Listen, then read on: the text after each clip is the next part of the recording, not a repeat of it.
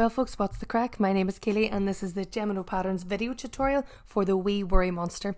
So in this video I'm just going to show you the materials that you'll need in order to make this monster. So starting off with the crochet hook, I'm using a 3.5mm hook. I like these ones from Clover. That is to go along with the yarn because the yarn that I'm using is a worsted weight yarn, or number 4, and it is the Red Heart Super Saver yarn.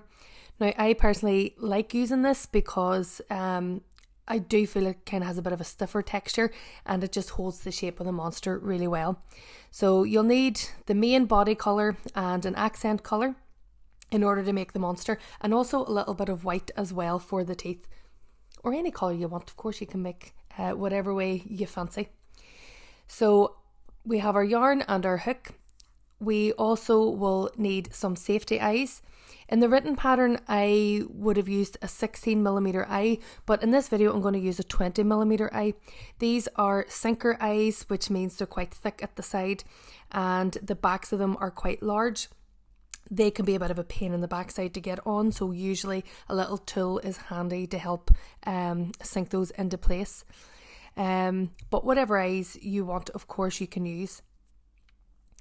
This is the safety tool I'm talking about. This one is from Dark Side Crochet and it is very, very helpful in order to get those eyes on. All you do is place the back onto that tool and then you can push your work down. Also need a pair of scissors. Thankfully I've got a better pair now for this video, and some stitch markers. Although you can use a bit of scrap yarn if you prefer, but anytime you're working on the round, some sort of stitch marker is definitely important.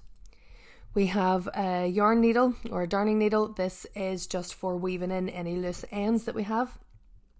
I like these ones, they have a little bit of a curve, I just think they're a bit easier. And then of course we will need stuffing in order to give our monster his shape. So that is everything. Hopefully we're ready to get started.